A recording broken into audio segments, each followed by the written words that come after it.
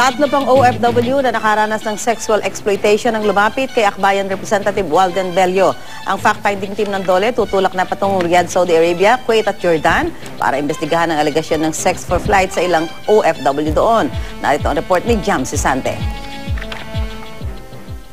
Bukod sa tatlong overseas Filipino worker mula sa Riyadh na nagreklamong biktima umano ng pambabastos o pangmomolestya ng isang opisyal ng Philippine Overseas Labor Office o POLO doon, meron pa raw 3 o 4 na OFW na umano'y nakaranas ng sexual exploitation na nakipag-ugnayan sa opisina ng Akbayan Representative Walden Bello.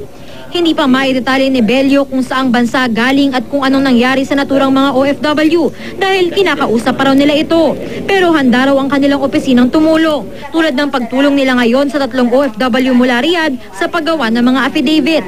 Kung saan gagamitin ng mga affidavit, depende daw sa magiging kahihinatnan ng investigasyon ng Department of Labor and Employment o DOLE at Department of Foreign Affairs sa mga alegasyon ng sexual exploitation sa mga embahada. Pag ang DOLE at ang PFA hindi sila tumuloy from investigation to criminal complaint, then we will assist them in filing criminal complaints. Ang understanding ko, hindi lang sila satisfied sa disciplinary action, kundi in terms of criminal complaints. Kasi sinabi na nga nila na ayaw nila mangyari yung nangyari sa kanila sa mga iba pang mga OFW. Bibiyahe patungong Riyadh, Kuwait at Jordan ang fact-finding team ng DOLE sa mga susunod na araw para alamin ang resulta ng sariling investigasyon ng POLO doon at kumala pa ng impormasyon. Nakuhanan na raw nila ng pahayag ang 3 OFW mula Riyadh. Pero dahil wala pang lumalapit na biktima ng umano'y pambubugaw ng ilang opisyal sa Kuwait at Jordan na unang nilahad ni Bello, patuloy ang panawagan ng DOLE sa mga naging biktima kung meron man na i-report ito sa DOLE hotline. We call on them to help us build the case so that these officials or employees cannot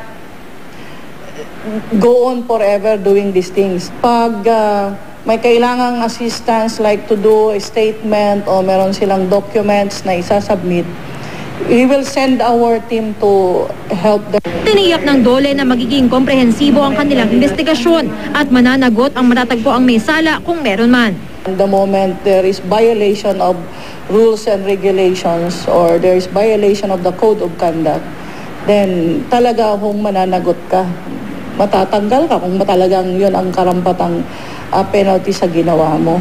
Jam Sisante, GMA News.